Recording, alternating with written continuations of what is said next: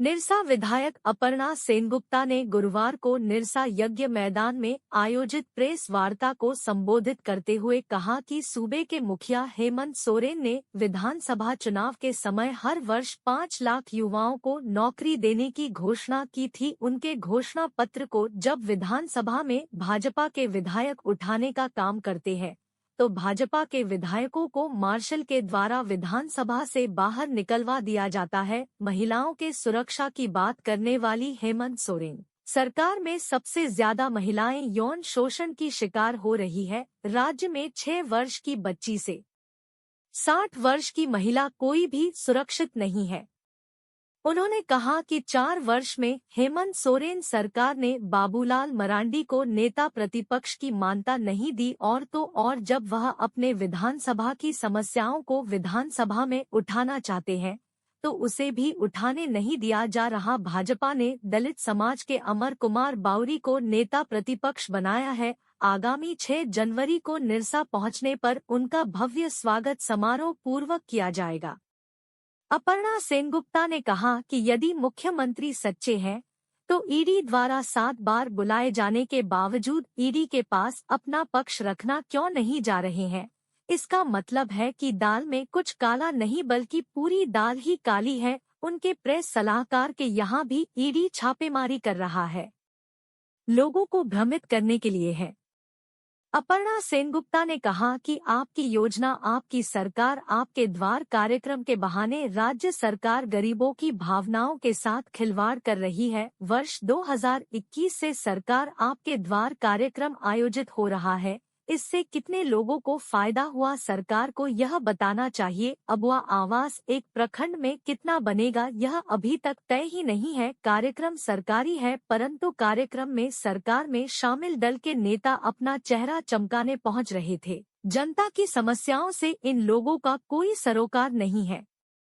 उन्होंने कहा कि उनके द्वारा लगातार सड़क से लेकर सदन तक बरबेंदिया पुल का मुद्दा उठाया गया, तब जाकर सरकार जागी। बहुत जल्दी निरसा गोविंदपुर मेगा ग्रामीण जलापूर्ति योजना एवं पांड्रा रेफरल अस्पताल भी चालू हो जाएगा।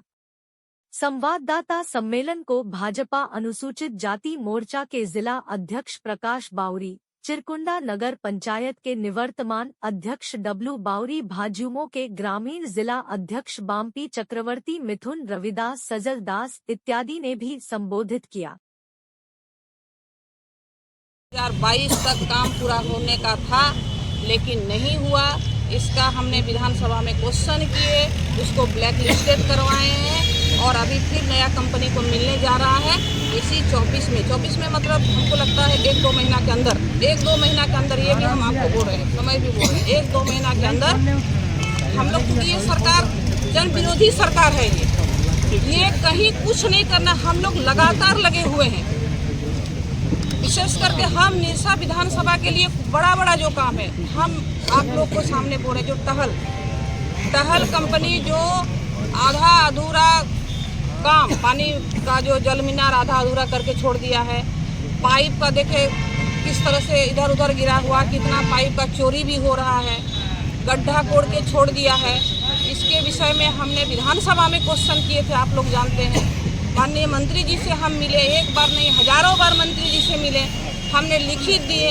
बहुत प्रयास करने के बाद, विधानसभा धरना प्रदर्शन करने के बाद अभी जो धरातल में आ गया है और हमको जहाँ तक लग रहा है, अब उसमें भी लगे हुए हैं, अभी भी उन लोग को नहीं छोड़ेंगे हम। 2 महीना के अंदर हमको लगता है। और उसमें भी बोला गया कि मैडम पहले का योजना है, इसमें तो और बजट बढ़ सकता है। तो बढ़ सकता है तो फिर हम डीसी साहब, धनबाद डीसी साहब के पास गए, डीएमएफटी से भी पैसा हम मंत्रालय भिजवाने का काम किए और ये हो गया है। अब जितना भी यहाँ काम रुका हुआ है, पाइप का हो, जल मीनार का हो, वो सब काम अब शुरू होगा।